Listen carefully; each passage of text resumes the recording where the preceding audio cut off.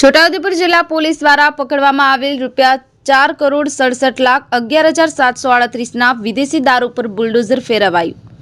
ગાંધીના ગુજરાતમાં આમ તો દારૂબંધી છે, ત્યારે સરહદી વિસ્તારોમાં મોટી માત્રામાં વિદેશી દારૂ ગુજરાતમાં ઘુસાડવાના પ્રયત્નો બુટલેગરો દ્વારા કરવામાં આવતા હોય છે।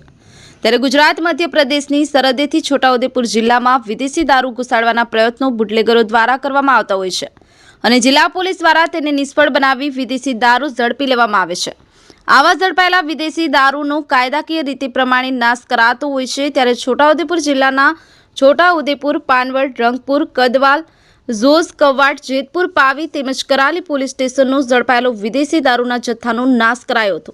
આ પોલીસ સ્ટેશનોમાં વર્ષ 2023-24 દરમિયાન વિદેશી દારૂ ઝડપી લેવાના કુલ 1,318 ગુનાઓ નોંધાયા હતા અને કુલ ₹4,67,11,738 રૂપિયાની કિંમતની કુલ 3,03,109 નંગ જેટલી વિદેશી દારૂની બોટલ ઉપર બુલડોઝર ફેરવી નાશ કરવામાં આવ્યો હતો।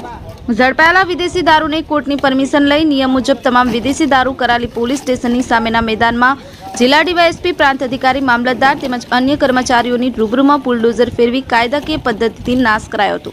બ્યુરો રિપોર્ટ, યલગા ન્યૂઝ ગુજરાતી, છોટાઉદેપુર।